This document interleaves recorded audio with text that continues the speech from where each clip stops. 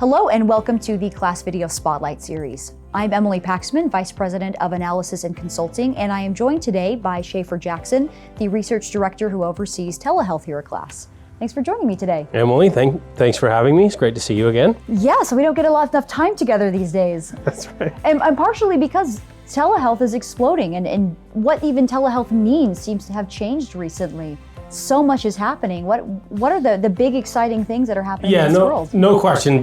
Prior, early 2020, telehealth wasn't really on anybody's radar to this extent. And over the last year, obviously, it's been top of mind for a lot of providers and got a lot of healthcare organizations through COVID early on. Now, you recently published a report that looked at the whole telehealth ecosystem. And in that, you really broke down the different options to say, this is a true platform. This is more of a video conferencing piece.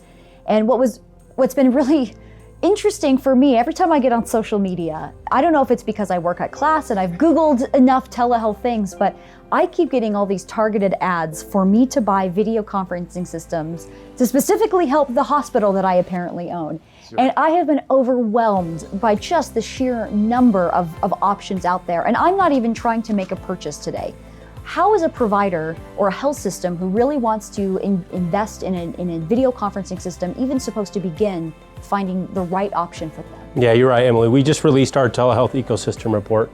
And in there, we ask vendors to kind of self-report their capabilities in telehealth, remote patient monitoring, patient engagement, and we break out video conferencing versus some of the other virtual care platforms. And it's an attempt for healthcare organizations to make a decision or at least consider vendors that might help them in their kind of virtual care strategy. So I'm guessing that covered some new emerging vendors as well as some that are well established. Am I correct in that assumption? Yeah, we had over 50 vendors that we included in that telehealth ecosystem report. And right, some of them are vendors that we know here at Class and that we've rated for a long time, and others are new to the market. And I've got a list of 200 plus vendors that are in these different areas: telehealth, virtual care, remote patient monitoring. And so it is hard to kind of parse through which vendors might be relevant.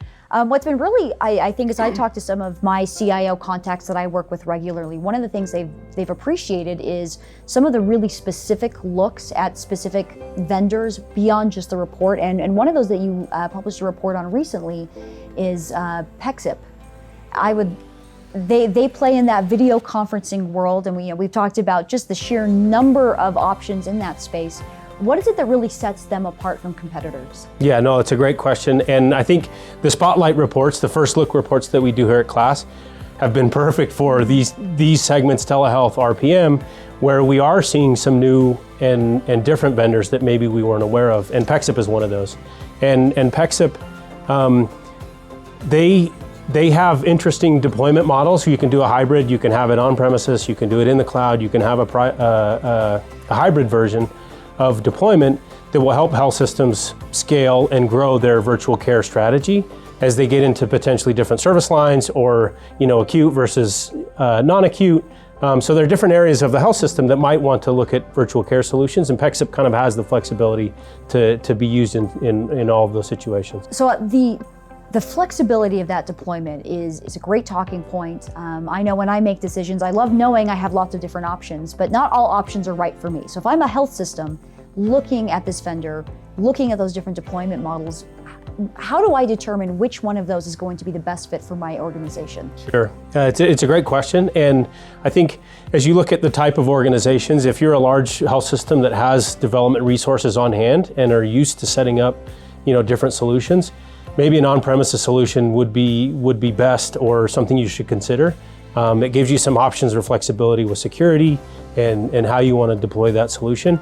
If you don't have that development team behind you, then maybe a cloud solution where Pexip can come in and help kind of as you grow and scale. Maybe a cloud solution might be a good option.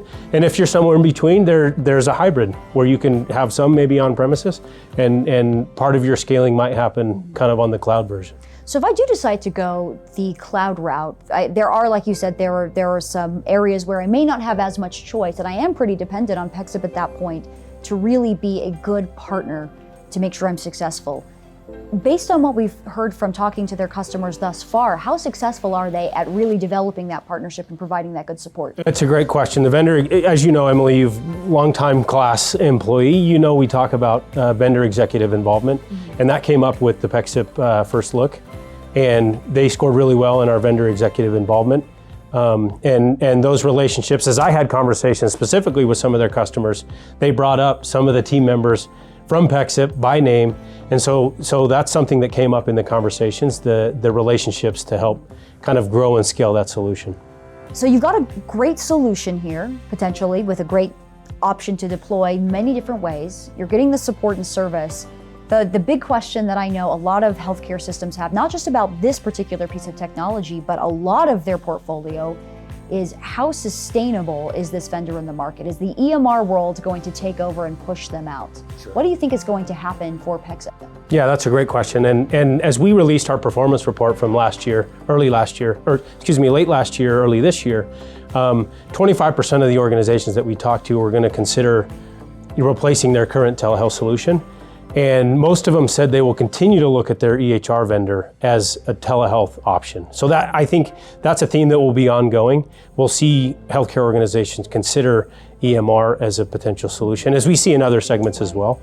One of the things that came out in the report with Pexip is the ability to connect with either existing virtual care vendors, other video conferencing solutions that might be part of a healthcare organization strategy. And so as we look at Pexip specifically, some of that flexibility might help them to be considered long-term as a partner because of the flexibility in connecting with some of these other solutions as well. That's interesting. If you look at 20 years of class data, we find that ability to connect to other key systems is a real boon to keep you afloat when you have an Epic or Cerner, Meditech, Allscripts, whoever it is, come into your space and potentially displace you. The other thing that really makes a difference in holding your ground there is whether or not you're able to really offer unique, special outcomes that are really meaningful to the organization. In fact, the outcomes almost matter more than whether or not the technology is more advanced. Are providers talking about the value or the outcomes that Pexip is helping them drive? Yeah, the outcomes, some of the outcomes come up for Pexip specifically, but just in virtual care in general, it's allowed health systems and healthcare organizations provide care in a time where a lot of people couldn't go out of the home and get to a hospital or a care facility. And so some of those outcomes definitely come up on our conversations. They came up with our conversations with Pexip customers specifically, but also as we have conversations from, as a segment as a whole. Well, it's definitely going to be a very interesting market to watch going forward to see who stays, who is pushed out and displaced. But thank you for sharing your thoughts on where that market is headed and some of the experiences of Pexip customers. And I really appreciate even just the description of what that ecosystem report looks like. I think that can be a very, very valuable starting place for any organization that's just trying to figure out what their telemedicine strategy is going to be. So thank you for coming and sharing some of those insights today. Yeah, thanks for having me, Emily. Great. Well, as many of you know, our goal here at Class is to really do everything we can to help healthcare providers be as successful as possible with their IT. So if you are watching today and you are aware of an innovative or emerging technology that you think could really make a difference for your peers and in how they deliver care, please let us know. We'd love you to drop us a line at our email address, which is etech@classresearch.com.